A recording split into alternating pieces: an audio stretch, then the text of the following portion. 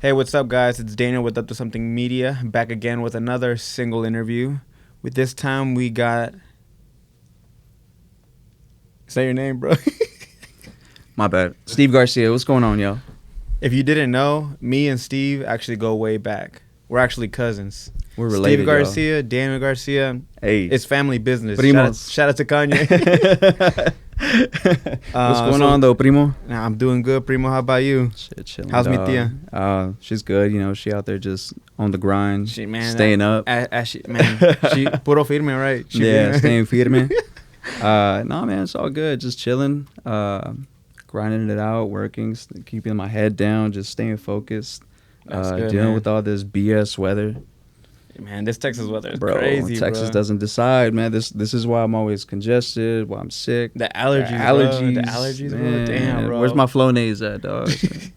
Man, one day it's warm, the other day it's cold, it's snowing, I'm it's telling freezing. you, dog. I'm telling you, it's One day you can wear shorts. bro. Like, and this is like something I saw on Instagram, but it's so true. Like, I never thought my adult life part of it would be like standing outside with the dog early in the morning, like waiting for him to take a dump, bro. That's when you know. Bro, It's at that in this moment you in really. this weather, It's that moment when you're like, damn, I'm an adult. Out here bro. waiting For this real, dog to you shit. adulting now, dog. You got kids, fur babies. You know what I'm saying? But nah, yeah, everything's good, bro. Just working, chilling, just trying to finish up some new records and getting ready for Carne Asada in May. So just grinding, dog. Man, as you should be, bro. Everybody sir. got to be grinding at this point. Hell yeah. And how's the music going, bro? So the music is good, man. I just moved into my new home. Shout out. But yeah, just kind of getting that studio ready, still building out the layout. Got to build some sound panels and all that good stuff now so I can treat the room. I got some of these like foamy ones that we got here too. The panels? Yeah, the panels. I got some of those already set up, but I need to actually build some like with insulation and all that fabric and whatnot. So that's then- next. Gonna finish that, and then I'll be able to finish these records that I've been working on. So hopefully, before Carne Asada they drop. So You got to talk about those singles, man. What are the names when they drop? so in, the if you first can? one, no, I can talk about it all. What I ain't Kanye signed to Universal. Yeah. So I got a couple records. Both are actually produced by Ray Berger. I know you and I were talking about him a second ago. Good friend. Shout out Ray. But yeah, some beats that I got from Ray. Wrote a couple songs to him. One of them actually has a feature, but I haven't secured that yet, so I'm not even gonna talk about that. But yeah, they're in the works. Production's done. Just got to do some final touches on the vocals and whatnot, and send them off to mastering. Bro, because you be killing it on the music, bro. You be Appreciate doing that, everything. bro. We were talking to this before the interview. Bro, you be doing everything. You do the mixing, the mastering, Everything, the bro. production. Yeah. You be writing. Yep. That can get, I'm sure you It's- could get stuck in a rut, bro, right? Because you get stuck in your own style. Yeah, you get, well, not only that, but since I'm kind of like working on my own all the time, you start getting in your head about stuff. Yeah. You know, and that can be the hard part too. You start 'cause doubting yourself. You start doubting yourself. You start listening to the same beat over and over, or at least it sounds like it, you know? I'm no producer, bro, but from what I heard is like you start listening to that same beat Yeah. over and over, and then you realize, bro, this shit is Bro, trash. by the time I release a record, you know how many times I play it? By the time you Do you guys all feel get to hear it passionate about it by the time it's yeah, out? I mean, like, I still, nonetheless, I find the song still, you know, like, great and whatnot, or at least to me, but, like, I won't listen to it for periods of time. Like, if it comes 'Cause- on, I'll switch it, right? Like, it's on my Spotify all of a sudden, I'll just be like, next, you know. Damn, like, you're skipping your own I'm songs. skipping my own Damn. songs, bro. That's bad. Nah, but, But I understand yeah, because you're I do working all, on it the bro. whole yeah, time, like, right? I'm literally in there writing the melodies. I'm, editing, messing with levels, learning new techniques to use compressors and reverbs and, like doing all that. And then having to also come up with like marketing and, You're and a then, one and man then show. reaching out for album art, or if I got to work on it all the time, things like that. Damn, bro. It can get kind of exhausting for sure, bro. Do you ever sit back and think like, damn, is this music shit right for me? Bro, I mean, like, plenty of times. Like, I don't think I've told anybody this, but, like, last year I was actually going to, like, stop, like, Really? entirely. Like, I got so, like, I guess I would say depressed in a way, but I was also going through other things like in my daily life and all that stuff outside of music, and like let's say with like work and whatnot. So I mean, I was for a minute just struggling there, trying to come up with any idea, trying to really like just create something that was worth. Create a spark. Yeah, like to me, it was more like I wanted to make sure that I at least released something that was worth listening to, right? Like at the bare minimum, enjoyable, melodic, catchy, whatever.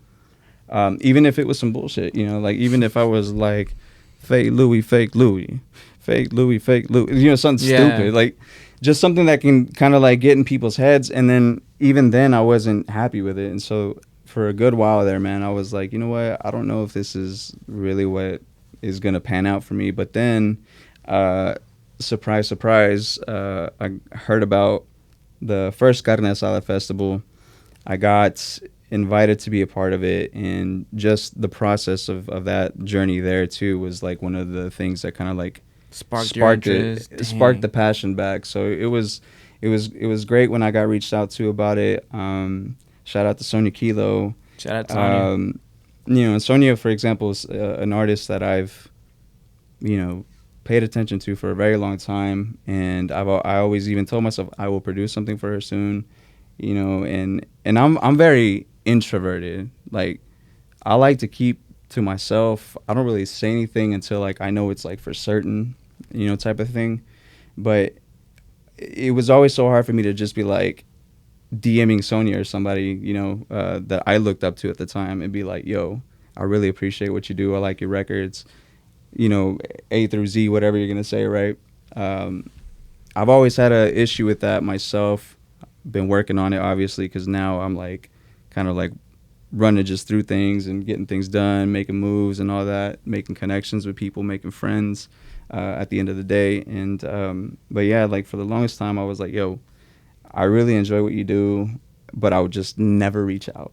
And now, like a year after that, Sonia reached out to me. It was like the reverse of you were waiting for you to reach reach out to her, but she ended up reaching out to you. Exactly. She ended up reaching out to me, and we ended up doing a record together. And then from there, it just sparked the relationship. And now we're here. Dang, bro, that's crazy. It's crazy how life works, right? You look up to someone, bro, and they hit you up. Yeah, dang, exactly. Bro. It's wild, bro. Like, shout out to Sonia, though. Shout out to Sonia, man. Because that really continued your music career, right? You would say? Yeah, I would say like it continued it. It just reinforced the fact that it's like, okay, you're obviously doing something right. Yeah. You know what I mean? Like you're being asked to be a part of something that's, kind of, I wouldn't say not my like level. Yeah. But like I was saying, like it was a big event with like big artists such as Ray. You saw Emma. You saw all these other artists that were doing things. To me, that was like, okay, a sign. I at least belong here. Like I know that this is like something that I'm good at, because I'm seeing what's around it, who's involved, what those people bring to the table. And then that really caused me to like take a step back also and like reanalyze and be like, all right, what is it that you're bringing to the table? What are you good at? What are you not? What do you need to improve on? And so ever since, I guess then, it's sort of like captured my why again, in a way. Why I'm doing this is because obviously like it's something that I'm very good at. But the original intent when I first started doing music was, I was very driven by the fact like I got to take my mom to like see the world. Like that was my one thing. That's whenever real. I first started. That's real. I was like, my mom's got to be able to like enjoy life. When she retires, I'm going to be the one that does all that for her, et cetera, et cetera. But at the end of the day, man, obviously life got in the way. Shit Things don't go as planned. Yeah, right? yeah. They never do. But, we bounced back full 380, or I guess 180. And, now we're growing, we're moving, we're releasing things, doing things. And it's all because of people's support, really. I mean, like, everybody says. What did you say before this interview, bro? You were like, we got to support people because you never know whose turn it is, right? Yeah, exactly. And not only that, right? Like, obviously you want to support somebody because you believe in what they're doing, right? Yeah, not just because of that, right? Yeah. But at the same time, me as an independent artist, I wish like 5 years ago that somebody would have been like, yo, I really appreciate what you do. I understand what it is you do as an artist myself. Like, again, we talked about everything that I'm involved in. It's a lot of work. regardless of if the song is a banger or not, like it's a lot of work to get one song done. You know what I mean? So it's like at the Especially very when least you're doing it all right. exactly. And so at the very least for like, you know, people that are involved in all those aspects, producing, writing, mixing, recording, like you have to show appreciation for that art regardless, because it matters. Like It's not like your talent is good once it reaches this level. Mhm. It's good at this level, and Exactly. man, that's what this podcast is about, man. That's Hell what Up to yeah. Something is about, man. Showcasing people in Man, Dallas that are shout killing it, out bro. Up to Something, man. You Shout out guys. to Up to Something, man. For We real. making dreams come true. I'm kidding. famous. But it's about supporting people, bro. That's why It's you're about on here, bro. supporting Because we people, feel like man. you're killing it. Appreciate that. Anyone that's killing it, bro, you're on here for a reason, bro. Appreciate that, dog. Yeah, no, I you know, shout out Up to Something. You guys, again, ever since Carne, Asada, I've been following you guys closely. You guys been doing the thing. But yeah, happy to be here. Appreciate you guys having me. Yeah, man, of dope. course. Now talk about like that mentality, bro, because you're doing it all by yourself. Like, Yeah. at what age did this click, and you were like, bro, you know, I want to do this. I'm a keep on doing it. But, Yeah, like, where'd you get the really, skill? man. Like it was frustration on all ends, right? Like again, I kind of touched on like the depression thing and all that, but I feel like as creatives, whatever industry it is, whether it's music or not, if you're just into like painting art and shit, there is a certain mental health that you have to, or sorry, a mental Mental state that you have to keep, right? Like don't allow little things to like get to you so deeply, because at the end of the day, you're gonna hear no 3 million more times, probably 3,000 more times. Sorry, 3 million is a lot, but 3,000 more times before you get a yes. You know what I'm saying? And you know, when I first started trying to sell beats to people, I would DM people, be like, "Yo, do you like any of these beats on this website? You know, blah blah blah pricing." I would never hear back, and you know, every day, it was just messaging people. Finally, my first person wrote back and was like, "Yeah, I'll pay that. Like, yeah, that's a dope beat." Boom, first sale. It's consistency, it's persistence, and it's basically just having thick skin in a way, right? But at the end of the day, that also goes back to your support group, the people in your circle that are around you. If you know, because a lot of people will also say like, "Man, nobody supports me. Nobody." I'm gonna stop doing this. Yeah, well, at the end of the day, it's like you might think that nobody's supporting you, but there's people supporting you. Somebody's played your song. Right. Somebody has bought a ticket to your show. You know, and it's those things where it's like you got to be grateful for those moments, because if you don't, then what's grounding you? You're immediately expecting instant gratification. That's like the wrong mindset, bro. But that's like everything today is instant gratification, dog. That's like the downfall of social media, because it does give instant gratification, and that's what Yeah. people are seeking. It's the likes, bro. The retweets, the reposts. Damn. But yeah, man, no, I'd say like, you know, the mental state is to always show love to people until it's your turn, even after. But at the end of the day, you never know who you're speaking to. You never know what that person might do in the future that could potentially help you out as well. And but at the end of the day, man, just being a good person in general, you know, Damn, show bro. love to people that are actually trying and just doing things out of passion versus like just chasing money. You know what I mean? That's a good mindset, bro. That's real positive, man. Yeah, I mean, bro, like it took a lot. Like I've been through therapy. I ain't gonna lie to y'all. Like it's a learning experience. It's a learning experience, man, and it's wild. Like, have you ever been through therapy? I'm asking a personal question, but No, I haven't. bro, like I will tell you, like I think therapy is one of the best tools that are out there. Like it helped me realize so many things about myself too. Really? Yeah, things where I thought where I was right. I've been too. thinking Like, about it, man. I think like that's something real serious, like that could It's- affect your life positively, man. Yeah. Oh man, tenfold. Like, Right. you know, you could talk to my therapist today. She'd be like, "Oh, this dude turned around like entirely." Like when I came to Really? her, bro, I was like half dead. It seemed like I just had no like sparkle in my little eyes. You know what I'm saying? Damn, man. Like, Well, I'm glad you saw a therapist. man. Sheesh. Nah, man, but I recommend it for anyone, man. Like it's a good tool, even if you're not going through like deep shit. Like regular check-ins are fine. You know, like you don't gotta think anything serious. It never of has to be serious just for you to see a therapist. Nah, I mean, bro, you can go. You can go in there and just talk bullshit. You know, like you might think that you just need to go in there and lay some shit out. Maybe you just need to air out. You need a vent, and then afterwards you're like, oh shit, well, maybe it wasn't a big deal. You know, like it's those moments where you realize like, okay, let me step back, reanalyze the whole full picture, and and see where I fit in and what I can do, right? Like that's a great message, man. that's all you got to do, man. People don't talk about that in the male community, bro. Yeah, bro. Like, come on. But you're advocating, all this machismo, dog. All this machismo, dog. Nah, bro. Like, come on. Nah, you're right. Y'all gotta watch for y'all's mental health. It's important in anything you do. But yeah. Damn, bro, you dropping jewels. Damn, bro, I thought we were gonna talk about music, man. You putting me on to game. I'm sorry, bro. My ADHD be just bouncing left and right, dog. So we were talking about music, and we said we were gonna talk about top 3 cereals, and then we got into this. Damn, bro. But hey, man, that's much needed though. That's A1, man. That's a great conversation, regardless. Yeah, no, I appreciate that. But cereals, dog. I would top say, 3, man. What you go? Top 3. Man, that's so hard. You got to break it down to 3. All right, Lucky Charms. I think somebody said Cocoa Pebbles earlier, or Fruity Pebbles. Fruity Pebbles. Fruity Pebbles, and then Cinnamon Toast Crunch. That's a must in the top in the Hold S up, tier. and the bonus one, Apple Jacks. Oh, underrated. Apple Jacks Underrated, dog. Damn. But Fruity Pebbles be getting super soft paws in the milk. Yo. Somebody stop this man. Bro, am I wrong though? You probably get like 1 minute before that shit turns into a lump. I'm not wrong, bro. But then you drink the milk, right? And then there's like a whole little lump in the corner that you just scoop out, dog. Man, yeah, that and then like Cinnamon Toast Crunch, dog. Like, no, yo, drink the Cinnamon milk Toast, yo, it's like horchata after that, bro. Damn, I was bro.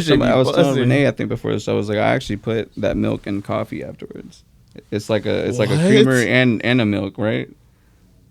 Damn, that's revolutionary. What the? Yo, I never thought about man, that. He's dropping jewels for real, man. What the hell? I'm dropping gems here tonight, bro. The Cinnamon Toast Crunch milk and then coffee. Eat them out of a cup. It adds a different flavor. Yeah. I don't know what it does. That was instilled in me as a kid going to school. You take a cup and a spoon. When you get picked up from school, that cup and spoon is still there. Damn, man. Bro. Hold up, I got my top 3. Honey Bunches of Oats with almonds. Fruit Loops. Okay. Reese's Puffs. I mess with Fruit Loops heavy, bro. Bro, that's a classic. That's a staple in my household. Oh man. The bananas and the honey bunches of oats. What was the knockoff? Tony the Tiger. I don't know. I know Frosted Flakes. No, Frosted Flakes is the name of the cereal. Oh yeah. The ripoff was like. I'm thinking of the mascot, bro. Tony the Tiger is not the cereal. No, but you know the knockoff for Fruit Loops, Fruit Circles. Bro. Fruit Circles? Fruit O's? Fruit O's? Clover Valley Fruit O's? Fruit Zeros? Damn, bro, that's what I eat. Kids were eating name brand cereal, bro. My parents used to buy those all the time. Also, the little mini travel boxes, too. Bro. You remember those? My family would steal those from the hotel. Ooh, yo, the cereal bars were good. They need the cereal straws, bro. They had the Fruity Pebbles cereal straw, the Cocoa Pebble straw. Bro. What? A cereal straw. It was like a straw made out of cereal. It's like newer. No, bro. This like they had them like when I was in middle school. I don't know, man. All right, back to the music, bro. All right. What inspires, bro? What inspired you as a kid to make music, bro? Nah, man. Like it was really just off a feeling. I think like I listened to a lot of like hip hop, R&B that was introduced by my brother. The older brother? Yeah, I got two older brothers. The middle brother is the one that taught me all that stuff. But he would just play like records for me, man, and we would just be driving to the mall or something, and like we used to live out in the like country, dog, like middle fucking nowhere. So our drives were hours long. Like so we would go through his. Y'all remember? Did y'all ever have like a binder of CDs? Yeah, bro. So like the days where you could remove the stereo faceplate and everything, and like, so my brother had, a binder just full of CDs from like Lil Flip to like 50 Cent to whoever, like Bee Gees, like everything. And so like I think I started slowly picking up on the music that he was listening to, and when I heard R&B, like that was like my favorite thing ever. Like something just connected with me when I heard R&B music. And what made me get into it at the end was I just got curious, like, okay, let me try. Let me see if I can rap like this, or let me see if I can, create beats and things now, like how that. old were you When I first started messing around with it, I was like 9 years old. Really? And that was just me like writing rhyming, just writing raps that I didn't even know what the hell I was saying. Like I was just saying things that I would hear on other songs, and I would just find ways to like reword it or whatever. And then I would find beats online. I would rip them off YouTube, and then I would rewrite a whole song off of just like like Justin Timberlake song or like a 50 Cent song, and I would just rewrite the whole thing in my own way. And so like just practicing that over and over and over, like that's what made me start doing writing. Yeah. And then singing came because I didn't have anyone to sing my hooks. It was just me. It was just me in my parents' bedroom. So it was just like I had to think outside the box. I was like, who's gonna sing this hook for me? I was like, my friend. No, they can't sing. Like, so I just took it upon myself. And I think I did pretty well for the most part. I can hold a note. I don't. I'm not Usher. I ain't Usher, bro. But I can hold a note, and it's just from there it grew, and then I saw artists like Frankie J, Baby Bash, more like Latino based artists, and then I was like, there's no reason I can't do this. I was like, because you saw Latino, because I saw Latinos doing it, and because at first like again, rap music, pop music, rap, R&B, all predominantly black, right? Yeah. You rarely saw Hispanics in doing music, and at that time, I guess in that genre. Yeah. I think like Big Pun maybe was like Fat Joe. And then I think that's a good conversation, because when they brought up reggaeton, like when Oye Mi Canto came out, then they had Nori on there. Mm-hmm. That's when I feel like Hispanics were in the rap and game. And Nori as well, yeah. And now it's more common, obviously, but back then I was just like that can't be me, because my ethnicity wasn't the same as theirs, right? Like I was just like, I can't go in there and just say like, oh yeah, I can rap, like. But then once I saw like Latinos in the game, I was like, okay, so I can say this, I can be on that, I can do this, like it's not impossible. My skin color doesn't matter, right? Like it's just like you felt music just the way that I felt R&B when I first heard it. So it's like you felt it, you can make it, you can do it. And then from there I just started researching, and then I ended up learning how to use Fruity Loops, FL Studio. I learned how to use that. I started making my own beats. I started writing stuff. I started recording my own things, and then just spent my whole high school career just locked in my parents' bedroom on YouTube watching tutorial videos all the time. Like that's all I did. Damn, bro, that's crazy. And then now it's turned into this because again, persistence and just staying consistent, or at least trying to. With when you balance all those things, like it's hard for me to always drop music now, because not only am I an artist, but I also produce for others. I write for others. I will engineer sessions for others. And so I mean, like it's just about staying positive in that aspect of like, okay, like if I continue to write songs, I'm only gonna get better. Versus like, I just wrote a shitty song, I gotta quit. Like it's a different perspective that's gonna take you a long way. Yeah, exactly. And the difference between the successful artists and the not successful ones are the ones that like unfortunately, what I was gonna do is just stop.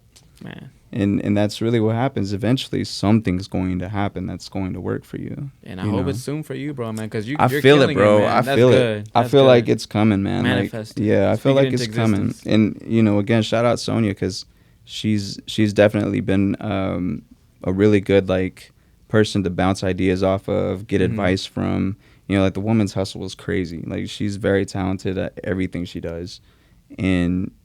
I'm just I'm grateful that she hit me up, because that really was like one of those deciding factors where it's like, all right, am I gonna keep going? I can keep going. Like this isn't a big deal. Like damn, bro. 2 weeks before that, it's like, I was about to quit, and then I get hit up for the show, and it's like, oh shit, like I gotta go. Like no, I gotta keep going. That's A1. Yeah, for sure. Man, speaking about Carne Asada, because you are gonna be performing on there at May 29th, right? May 29th, I will be there, man. It's gonna be crazy. Dude, I go to sleep feeling like I dream about that sometimes. Like I'm not even lying to you. Like I mean, I think about it too, but I'm not even a performer, bro. I'm just hosting. But you're up there rapping, huh? You're up there dropping bars. Man, I think you're up there dropping bars. Ballroom, bro. I was like, bro, I used to go see my favorite rappers at that I'm venue. Saying, and now I'm gonna be hosting something, and you're gonna be performing, bro. there? I'm saying like it's coming full circle, and it feels just the closer that we get there, it just feels like something good is going to happen soon. Just because and I've been calling it the road to Carne Asada. Right. And, you know, it's just like, I'll explain the idea that I'm the main character, obviously. Like, this is just in my head. So it's just like, I'm over here, like, practicing, writing rhymes. I'm over here on my pad. I'm on my phone writing notes. I'm in front of the mirror just rapping, like ghost rapping, you know what I mean? Boy, nah, I'm telling you, though, I go to sleep, and I swear to you not, bro, I be having, like, some vivid dreams about already being on that stage. And just like you said, like, this is a place where you go to see big artists come and perform. Like, I went back there, you see posters of, like, everyone that's performed there. You see Dua Lipa, you see Drake, you see, what was, what is the girl's name? Doja Cat? Doja Cat's on there too. Man, you know, I can't remember her name. But anyways, the point is, you already got to see backstage, right? I already got to see backstage, and it's, dude, and that's what I'm saying. Seen backstage, like, like, I'm telling you, like, it's gonna be crazy. I'm ready for it. I'm hoping to bring out. I'm excited now because, you know, this conversation. Pause. I'm excited now. Like, if you ain't got your tickets, go get it now. Get your tickets now. Hit me up, DM me for tickets. I'll send you a link. Now, before we end the interview, I do want to ask a Carne Asada question. Okay. What is one essential at the Carne Asada?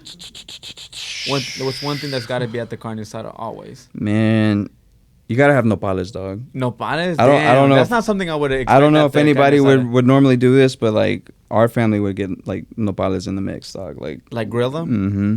Damn, that's A1 though. No one does that. Not to any Carne Asada that I come to. Some nopales, and then you gotta definitely make sure you got the corn. You gotta have the corn. Yeah. People be slacking on the corn. They bro, don't be doing that anymore. I feel like that's a 90s thing because nobody be doing that anymore. Bro, the corn with the cheese and the chile. The mayo, damn. Oh my god. But no, you gotta have that, and definitely some good rice, bro. Good rice. So that's 3 things, but. Nah. But you gotta have it though. Like, that's good music too. Good music is another one, man. Hit me up for your quinceañeras and backyard parties. Book me now. You heard it here, bro. You need your baby shower done, Steve. Wedding, Steve. Divorce, Steve. Kindergarten graduation, Steve. Man, he'll do everything. Bar mitzvahs. Anything, bro. Anything, man. Outside, I got you. Just set me up with some speakers. He'll do it anywhere. on the hood of your car. I'll do it now, today. $25. He needs the money, man. $25, bro. Gotta pay rent. Well, man, thank you for coming by. For sure, man. You killed the conversation. Sure. Appreciate you having my G. No. Appreciate you, my G. Yep. Thank you for having me. Man. Make sure to catch us at Carne Asada May 29th. Get your tickets now. Be there.